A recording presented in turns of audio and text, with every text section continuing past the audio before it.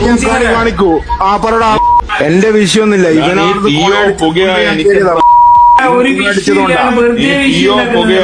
ഇവൻ കോണ അടിച്ചിട്ടുണ്ടെങ്കിൽ ഹിറ്റ്ലർ കാണിക്കും ഞാൻ.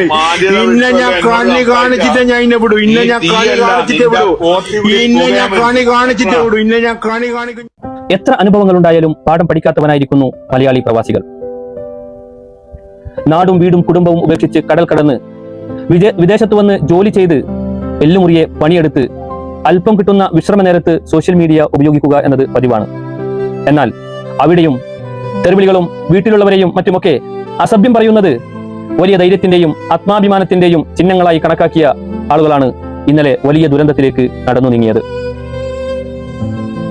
ഷാർജയിൽ ഇന്നലെയുണ്ടായ കൊലപാതകം ആ വൈര്യത്തിന്റെയും ചേരിതിരിഞ്ഞുള്ള വെല്ലുവിളിയുടെയും അനന്തര ഫലമായിരുന്നു.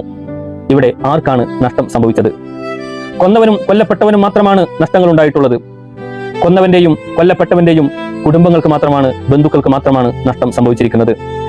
ചേരിതിരിഞ്ഞ് വെല്ലുവിളികൾ നടത്തുമ്പോഴും തെറി അഭിഷേകം നടത്തുമ്പോഴും താഴെ വന്ന് കമന്റ് ചെയ്യുന്നവരും പരിപോഷിപ്പിക്കുന്നവരും ഇന്ന് ഈ രംഗത്ത് നിന്നും മാറി നിൽക്കുകയാണ്. അവരെല്ലാം സുരക്ഷിതരുമാണ്. ഇനിയെങ്കിലും മലയാളികൾ ഇത്തരം സോഷ്യൽ മീഡിയയിലെ ആഭാസങ്ങൾ തിരിച്ചറിഞ്ഞില്ല എങ്കിൽ നിങ്ങളെ കാത്തിരിക്കുന്നത് വലിയ ദുരന്തങ്ങളാണ്. നമ്മുടെ നാട്ടിലെ നിയമങ്ങളെ പോലെയല്ല വിദേശത്തെ നിയമങ്ങൾ.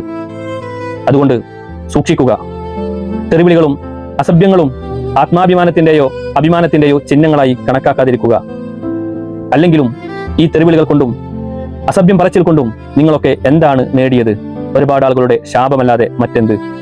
ഇനി നിങ്ങളെ കാത്തിരിക്കുന്നതും ഇതുപോലെ കൊല്ലപ്പെട്ടവരുടെ കുടുംബത്തിന്റെയും കൊന്നവന്റെ കുടുംബത്തിന്റെയും ഒക്കെ ശാപവും ദുഃഖങ്ങളും മാത്രമായിരിക്കും. തിരിച്ചറിയുക. തിരിച്ചറിവിൽ നിന്ന് പാഠം പഠിക്കുക.